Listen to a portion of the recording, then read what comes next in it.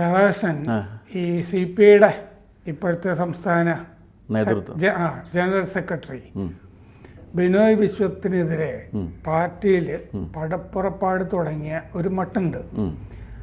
ഈ PP സുനീറിനെ രാജ്യസഭാംഗമായിട്ട് അയച്ചല്ലോ, അക്കാര്യത്തിൽ ബിനോയ് വിശ്വം കളവ് പറഞ്ഞിട്ടുണ്ട് എന്നാണ് പ്രകാശ് ബാബുവിൻ്റെ ചേരി വാദിക്കുന്നത്.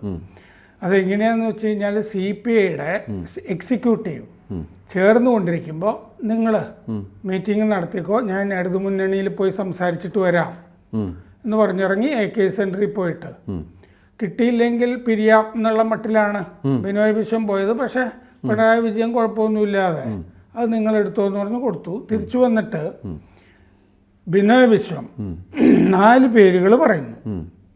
ആ പേരുകൾ ഏതൊക്കെയാന്ന് വെച്ചാൽ ആനി രാജ, പിന്നെ KP രാജേന്ദ്രൻ, പ്രകാശ് ബാബു, PP സുനീർ. ഇതിൽ 2 എണ്ണം ആര് ചർച്ച ചെയ്യുമ്പോഴും വെട്ടിക്കളയുമല്ലോ. അത് ബിനോയ്ക്കും ഉറപ്പായിരിക്കും, ആനി രാജയും KP രാജേന്ദ്രനും. അത് പിന്നെ ചർച്ചയിലില്ല. പ്രകാശ് ബാബുവിൻ്റെയും സുനീറിൻ്റെയും കാര്യം ചർച്ച ചെയ്യുമ്പോൾ ബിനോയ് പറഞ്ഞു, എനിക്ക് താല്പര്യം സുനീറിനോടാണ്, കാരണം കാനം സഖാവിൻ്റെ ആഗ്രഹം അതായിരുന്നു എന്ന് പറഞ്ഞു. അപ്പോൾ കാനത്തിൻ്റെ ആഗ്രഹം അതായിരുന്നു, മരിച്ചുപോയ ആളല്ലേ, അപ്പോൾ ആളുകളൊന്നും മിണ്ടിയില്ല, എന്നാൽ പിന്നെ അങ്ങനെ ആകട്ടെ എന്നൊക്കെ പറഞ്ഞു. അത് കഴിഞ്ഞ് ഇതിപ്പോൾ പുറത്തു വരുമ്പോൾ ഇപ്പോൾ കാനത്തിൻ്റെ കുടുംബം പറയുകയാണ്, ചില മുതിർന്ന സഖാക്കളോട് അവർ പറഞ്ഞിട്ടുണ്ട്, കുടുംബം പറയുകയാണ് കാനത്തിൻ്റെ ആഗ്രഹം പ്രകാശ് ബാബു വരണമെന്നായിരുന്നു എന്നാണ്. ചാൻസ് ഉണ്ട് അതിന്. അപ്പോൾ അങ്ങനെ പറഞ്ഞു. അതെന്തുകൊണ്ടാണ്? അതിന് പന്നിൻ രവീന്ദ്രൻ സാക്ഷിയുമാണെന്ന്. അത് പന്നിൻ രവീന്ദ്രൻ സമ്മതിക്കുന്നുമുണ്ട്. അപ്പോൾ അതായത് കഴിഞ്ഞ തവണ രാജ്യസഭാ സീറ്റ് P സന്തോഷ് കുമാറിന് കൊടുക്കുമ്പോൾ പ്രകാശ് ബാബുവിന് കാനം വാക്ക് കൊടുത്തിരുന്നു എന്ന്, അടുത്ത് തനിക്കാണ് എന്ന് പറഞ്ഞിരുന്നു. അപ്പോൾ ഇതിനൊക്കെ ഈ സാക്ഷി നിന്നിട്ടുള്ള ആളാണ് പന്നിയൻ. കാരണം അങ്ങനെയാണല്ലോ പറയുക, ഒരു മീറ്റിങ്ങിലൊക്കെ നടന്നു കഴിഞ്ഞാലുള്ള കാര്യങ്ങളൊക്കെ പറയുന്നത് അങ്ങനെയാണ്. പക്ഷേ ഇത്രയും ഒക്കെ കേട്ടപ്പോൾ ഇപ്പോൾ ബിനോയ് പറയുന്നത് അങ്ങനെയല്ല. പ്രകാശ് ബാബുവിൻ്റെ പേര് വന്നാൽ ബിനോയിയെ ഞാൻ വീണ്ടും നിർദ്ദേശിക്കാമെന്ന് ബിനോയിയോട് കാനം പറഞ്ഞിരുന്നു എന്ന്. പരസ്പര വിരുദ്ധമല്ല. അതെ, അപ്പോൾ ഇങ്ങനെ പറഞ്ഞിട്ടുണ്ട്. അപ്പോൾ ഇപ്പോഴത്തെ സംഭവം എന്താണെന്ന് വെച്ചാൽ ബിനോയ് പെട്ടിരിക്കുന്നത് ഈ Catch-22 എന്ന് ഇംഗ്ലീഷിൽ പറയുന്ന എന്ത് ചെയ്താലും കുഴപ്പം എന്നുള്ള മട്ടിലാണ്. അങ്ങേർക്ക് കാനം വിരുദ്ധ ചേരിയെ വേണമെങ്കിൽ വിശ്വാസത്തിലെടുക്കാമായിരുന്നു, അവർക്ക് എന്തെങ്കിലും ചെയ്തു കൊടുത്തിട്ട്. അത് പറ്റിയില്ല, കാനം ചേരിയെ വെറുപ്പിക്കുകയും ചെയ്തു. അല്ല, അതിനകത്തൊരു കാര്യമുള്ളത്, പ്രകാശ് ബാബുവിനെ എനിക്ക് അറിയാവുന്ന ഒരാളാണ്, എനിക്കും അറിയാം, പേഴ്സണലി അറിയാവുന്ന ഒരാളാണ്. വളരെ മാന്യമായി മനുഷ്യരോട് പെരുമാറാൻ കഴിയുന്ന ഒരാളാണ്. അതെ, മനുഷ്യർ തമ്മിലുള്ളൊരു ബന്ധത്തിൻ്റെ ഇതിൽ അയാളുടെ രാഷ്ട്രീയം നോക്കിയിട്ട് ഇടപെടുന്ന ഒരാളുമല്ല, അല്ലെങ്കിൽ രാഷ്ട്രീയം സംസാരിക്കാറുമില്ല. പക്ഷേ തിരുവനന്തപുരത്തിൻ്റെ സംബന്ധിച്ച് മാത്രമല്ല, CPIയെ സംബന്ധിച്ചിടത്തോളം ഏത് പദവിക്കും അർഹനായിട്ടുള്ള പ്രവർത്തന പാരമ്പര്യമുള്ള ഒരാളാണ് പ്രകാശ് ബാബു. അത്രയും പദവികളൊന്നും കിട്ടിയിട്ടുമില്ല, അങ്ങനെ കിട്ടിയിട്ടുമില്ല പ്രകാശ് ബാബു. എന്തോ ആ പാർട്ടി സംവിധാനത്തിൽ ഇയാൾ അഭിപ്രായങ്ങൾ പറയുന്ന പലർക്ക് ഇഷ്ടമാകാതെ പോകുന്നു എന്നാണ് അതിനെക്കുറിച്ച് CPIക്കാർ പറഞ്ഞിട്ടുള്ളത്. ശരിയായിരിക്കാം. പക്ഷേ ഇതിനകത്തൊരു കാര്യമുള്ള എന്താണെന്ന് വെച്ചാൽ, സുനീറിനെ തിരഞ്ഞെടുത്ത സമയത്ത് ഇയാൾ പറഞ്ഞത് ഞങ്ങൾ മൈനോറിറ്റിക്ക് പ്രാമുഖ്യം കൊടുത്തു. അത് പറയരുതായിരുന്നു. അത് ആ ചെറുപ്പക്കാരനെ അധിക്ഷേപിക്കുന്നതിന് തുല്യമാണ്. ആ ചെറുപ്പക്കാരൻ അയാൾക്ക് പാർട്ടി പ്രവർത്തനത്തിൽ അയാളുടെ മികവ് പരിഗണിച്ചുകൊണ്ട് അയാളെ നിർദ്ദേശിച്ചു, സെക്രട്ടറി എന്ന നിലക്ക് ഞാൻ നിർദ്ദേശിച്ചു എന്ന് പറഞ്ഞാൽ നമുക്ക് മനസ്സിലാക്കാൻ മാത്രമല്ല, കമ്മ്യൂണിസ്റ്റ് പ്രസ്ഥാനം എങ്ങനെയാണ് മതാടിസ്ഥാനത്തിൽ കാര്യങ്ങൾ ചെയ്യുന്നത് എന്ന് പറഞ്ഞാൽ നമുക്ക് മനസ്സിലാക്കാൻ പറ്റും. അതല്ല, അയാളുടെ പ്രവർത്തന മികവൊന്നുമില്ല, പ്രവർത്തന മികവുള്ള വേറെ ഒരുപാട് പേരുണ്ട്. പക്ഷെ അയാൾ ഒരു മുസ്ലിം സമുദായത്തിൽപ്പെട്ട ഒരാളായതുകൊണ്ട് ആ മൈനോറിറ്റി സമുദായത്തെ സംരക്ഷിക്കുന്നതിൻ്റെ ഭാഗമായിട്ടാണ് ഞാനിത് കൊടുത്തത് എന്ന് പറഞ്ഞത് അയാൾ ആക്ഷേപിച്ചു എന്ന് മാത്രമല്ല, CPI എന്ന് പറഞ്ഞ പാർട്ടിയെയും അധിക്ഷേപിച്ചു. 2 അധിക്ഷേപങ്ങൾ ഒരേ സമയത്താണ് ചെയ്തിരിക്കുന്നത്. അത് അന്ന് വന്നപ്പോൾ തന്നെ ഇത് ശരിയല്ലല്ല എന്നുള്ള ഒരു അഭിപ്രായം എനിക്കുണ്ടായിരുന്നു. കാരണം ഇങ്ങനെ അയാൾ പറയാവുന്നത് ശരിയല്ല. പിന്നെ ബിനോയ്ക്ക് ഇപ്പോൾ ഈ പറഞ്ഞ രീതിയിൽ ഇപ്പോൾ ഇതിനകത്ത് ബിനോയ് നുണ പറഞ്ഞു എന്നാണ് പറയുന്നത്. അങ്ങനെ ഉള്ള ചാൻസ് ഞാൻ ബിനോയി അറിയാവുന്ന ഒരാളെന്ന് നിനക്ക് തള്ളിക്കളയില്ല. കാരണം എല്ലാവരെയും സൂചിപ്പിക്കണം എന്ന് കരുതിയാണ് നടക്കുന്നത്. ഒരാൾക്ക് എല്ലാവരും ആദർശശാലി കള്ളം പറയൂ രാധാകൃഷ്ണ. ആദർശശാലിയാണെന്നുള്ളത് അങ്ങയുടെ വളരെ വൈൽഡായിട്ടുള്ളൊരു ആക്ഷേപമാണ്. ബിനോയിയെക്കുറിച്ച് അങ്ങനെ ഒരു ആക്ഷേപം ഇന്ന് വരെ ഒരാളും അദ്ദേഹത്തിൻ്റെ ശത്രുക്കൾ പോലും പറഞ്ഞിട്ടില്ല. ഇല്ല, ഒരാളും പറഞ്ഞിട്ടില്ല ബിനോയി ആദർശശാലിയാണ് എന്നുള്ളൊരു കാര്യം. അങ്ങനെ ഒരു ആദർശത്തിൻ്റെ അസ്കിതയും ബിനോയിക്കില്ല. അങ്ങനെ ഒരു ആദർശത്തിൻ്റെ അസ്കിത ഉണ്ടായിരുന്നെങ്കിൽ ബിനോയി എത്തപ്പെട്ടിരുന്ന പദവികളിലൊക്കെ ബിനോയിക്ക് ആ രാഷ്ട്രീയത്തിൽ എത്തിച്ചേരാൻ കഴിയുമായിരുന്നില്ല എന്നുള്ള കാര്യം നന്നായിട്ട് അറിയാവുന്ന ആളാണ് സി ദിവാകരൻ. സി ദിവാകരൻ അറിയാമല്ലോ. സി ദിവാകരൻ വളരെ ഇതാണ്, സത്യസന്ധനാണ്. തോന്നുന്ന കാര്യം മുഖത്ത് നോക്കി ആരോടും പറയും. പറ്റുമെങ്കിൽ പറ്റുമെന്ന് പറയും, ഇല്ലെങ്കിൽ ഇല്ല എന്ന് പറയും. പിന്നെ ദേഷ്യപ്പെട്ട് ആളുകളെ ശത്രുവാക്കുന്നതിൽ ദിവാകരന് പ്രത്യേകമായ വൈദഗ്ധ്യമുണ്ട്. പക്ഷേ ഇതൊക്കെ പറഞ്ഞാലും സത്യസന്ധനായിട്ടുള്ളൊരു മനുഷ്യനായിട്ടാണ് സി ദിവാകരൻ എനിക്ക് തോന്നിയിട്ടുള്ളത്. എൻ്റെ അനുഭവത്തിൽ അങ്ങനെയാണ്. ഒന്ന് തുറന്ന് ചിരിക്കും. ബിനോയ് ഒരിക്കലും തുറന്ന് ചിരിക്കില്ല. എപ്പോഴും ചിരിച്ചുകൊണ്ടിരിക്കുന്നതാണ് തുറന്ന് ചിരിക്കാത്തത്. ഒരു മനുഷ്യനെ എപ്പോഴും ചിരിച്ചുകൊണ്ടിരിക്കാൻ പറ്റുമോ? മനോരോഗം ഉണ്ടാകണം, അല്ലെങ്കിൽ പറ്റില്ല. അല്ലെങ്കിൽ എങ്ങനെ എപ്പോഴും ചിരിച്ചുകൊണ്ടിരിക്കാൻ പറ്റുന്നത്? ശരി, നമുക്ക് ഒരാളെ ഇപ്പോൾ രാമനെ കാണുന്ന സമയത്ത് എനിക്കുണ്ടാകുന്ന ഒരു ഭാവത്തിൻ്റെ അടിസ്ഥാനത്തിലുള്ള ചിരിയുണ്ടല്ലോ. എം പി ശിവകുമാറും എപ്പോഴും ചിരിക്കും. എം പി ശിവകുമാർ ഇതുപോലെ തന്നെ ഇരുന്നു. പക്ഷേ വിജയകുമാറിനെ കുറിച്ച് എല്ലാവർക്കും അറിയാമല്ലോ, വിശേഷിച്ച് ഒന്നും പറയേണ്ട കാര്യമില്ലല്ലോ. വിജയകുമാർ ഇങ്ങനെ ചിരിച്ചുകൊണ്ടേയിരിക്കുള്ളൂ, എല്ലാവരോടും ചിരിച്ചുകൊണ്ടിരിക്കും. അങ്ങനെ എല്ലാവരുടെയും അമ്മായിയപ്പനാകാനുള്ള ഒരു ശ്രമം നടത്തിക്കഴിഞ്ഞാൽ ഒരാളുടെ അമ്മായിയപ്പനും ആകാൻ കഴിയില്ല എന്നുള്ളതാണ് വസ്തുത. ഇവിടെ തന്നെ എടുത്തു നോക്ക്. ആദ്യം എന്താ പറഞ്ഞത്? എൻ്റെ അടുത്ത് കാനം പറഞ്ഞിരുന്നു. എന്ത് പറഞ്ഞിരുന്നു? സുനീറിനെ ആക്കണമെന്ന് കാനം ഡൈയിങ് വിഷായിട്ട് പറഞ്ഞിരുന്നു. മരിക്കുന്ന സമയത്തുള്ള അന്ത്യാഭിലാഷമായി പറഞ്ഞിരുന്നു. കാനത്തിൻ്റെ ബന്ധുക്കൾ പറയുന്നു അങ്ങനെയല്ല, കാനം പറഞ്ഞിരുന്നത് പ്രകാശ് ബാബുവിന് കൊടുക്കണം എന്നാണ് എന്ന്. അപ്പോൾ ബിനോയ് എന്ത് പറഞ്ഞ്?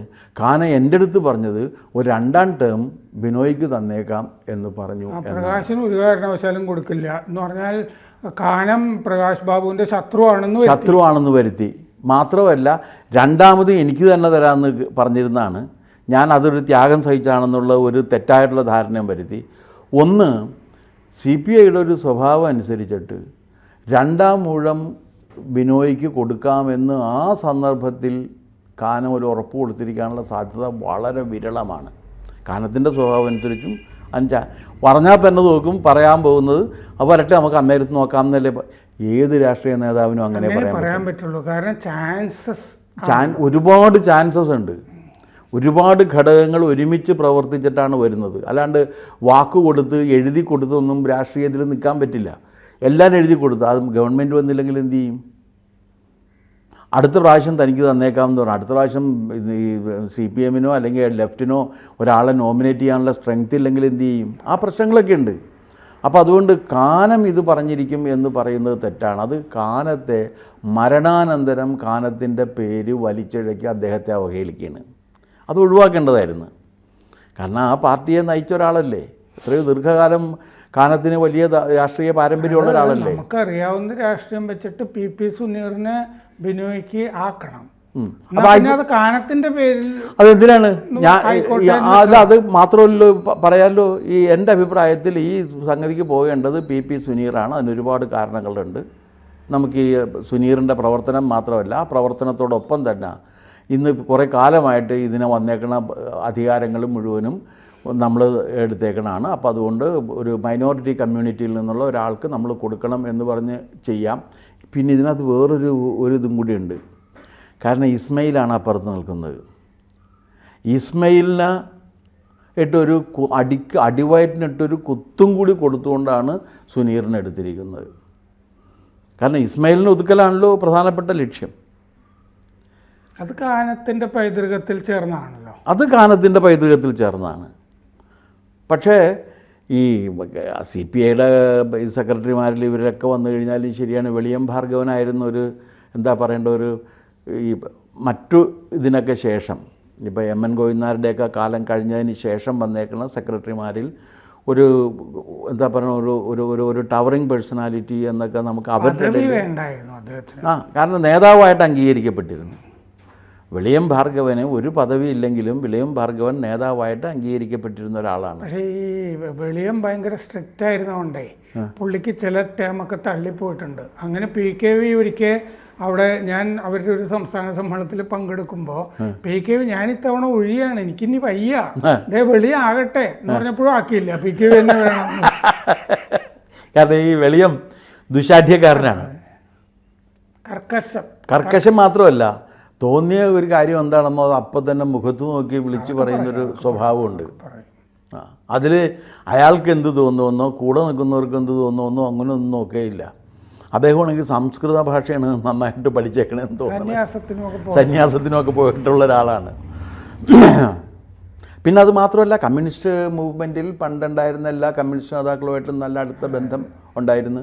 VS അച്യുതാനന്ദനുമായിട്ട് നല്ല ലിങ്ക് ഉണ്ടായിരുന്നു. എടോ എന്നൊക്കെ വിളിച്ച് VSനോട് പറയത്തക്ക വിധത്തിലുള്ളൊരു ബന്ധം ഉണ്ടായിരുന്നു. VSും അങ്ങനെ തന്നെയായിരുന്നു എന്ന് ഞാൻ കേട്ടിട്ടുണ്ട്. അപ്പോൾ അങ്ങനെ വന്നിട്ടുള്ള ഒരാളാണ്. അതിന് ശേഷം ആണ് കാനം വരുന്നത്.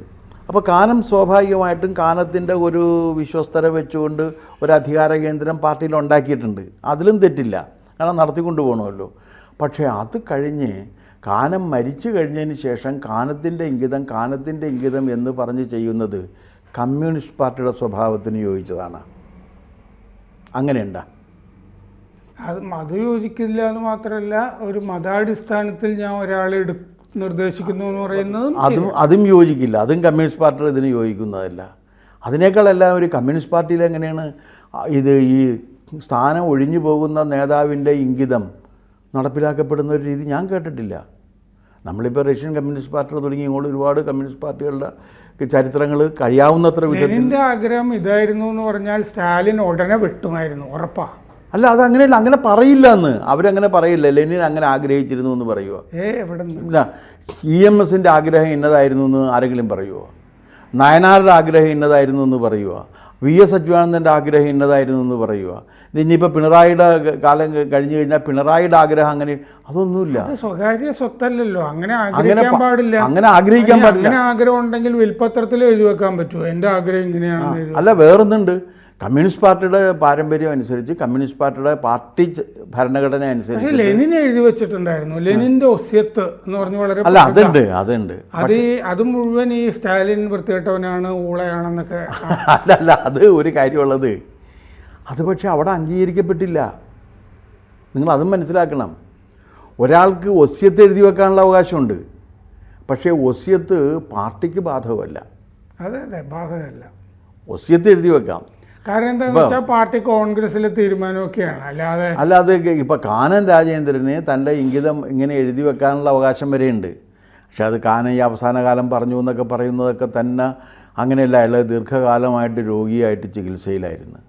മിക്കവാറും അയാൾ ഒരു 6 മാസത്തിൽ ഒരു കൊല്ലത്തിൽ 6 മാസത്തിലേറെ കാലം ഈ ആശുപത്രിയിലായിരുന്നു, അമൃത ആശുപത്രിയിലായിരുന്നു ചികിത്സ നടത്തിക്കൊണ്ടിരുന്നത്. അപ്പോൾ ഈ രോഗത്തിൻ്റെ ഇതെല്ലാം കൂടി ഇരിക്കുന്ന സമയത്ത് ഇദ്ദേഹം ഇങ്ങനെ പറഞ്ഞിരിക്കുമോ എന്നുള്ള കാര്യമൊക്കെ സംശയാസ്പദമാണ്. എന്തായാലും ശരിയാണ്, കമ്മ്യൂണിസ്റ്റ് പാർട്ടിക്ക് CPI അങ്ങനെ അല്ല എന്ന് പന്ന്യൻ പറയുന്നുണ്ടല്ലോ. അപ്പോൾ അന്യനും പറയുന്നുണ്ട് അങ്ങനെയല്ല എന്ന്. അപ്പോൾ ഇത് നുണ പറഞ്ഞു എന്നുള്ള ഒരു ആക്ഷേപവും കൂടി ബിനോയ് വിശ്വത്തിൻ്റെ തലയിൽ വന്ന് വീണിട്ടുണ്ട്. അതൊരു ചോദ്യചിഹ്നമാണോ? ചോദ്യചിഹ്നം തന്നെയാണ്. കാരണം ഈ നുണ പരസ്യമായിട്ട് പറയുന്ന, ഇങ്ങനെ മരിച്ചവരെ കുറിച്ചൊക്കെ വലിച്ചിഴച്ച് പറയുന്ന ഒരാളാണ് ഏത് പാർട്ടിയായാലും അംഗീകരിച്ചു പോകാൻ പ്രയാസം വരില്ലേ? അപ്പോൾ ഈ CPMൽ മാത്രമല്ല ഉരുൾപൊട്ടൽ, ഈ ചെറിയ പാർട്ടിയിലും ഉണ്ട്. ഈ ചെറിയ പാർട്ടിയിൽ വലിയ രീതിയിലുണ്ട്. കാരണം അവരെല്ലാം പിടിച്ചുകൊണ്ട് പോകത്തക്ക വിധത്തിലുള്ളൊരു പേഴ്സണൽ ഇൻറ്റിഗ്രിറ്റി. ഒരു പഴയ സുഹൃത്ത് എന്നുള്ളതിലേക്ക് അങ്ങേക്ക് എങ്ങനെ ഈ ബിനോയ് വിശ്വത്തെ രക്ഷിക്കാൻ കഴിയും? ഇല്ല, അത് രക്ഷിക്കേണ്ട കാര്യമില്ല. അയാൾ തന്നെ സ്വന്തം നിലക്ക് തന്നെ അയാളുടെ രക്ഷയും ശിക്ഷയും അയാൾ തന്നെ ശരിയാക്കിക്കോളും. അപ്പോൾ അതുകൊണ്ട് പഴയ സുഹൃത്തുക്കളുടെ ആരുടെയും ഒരു സഹായം അദ്ദേഹത്തിന് ആവശ്യമില്ല. പിന്നെ അദ്ദേഹം വലിയ വിപ്ലവകാരിയല്ലേ.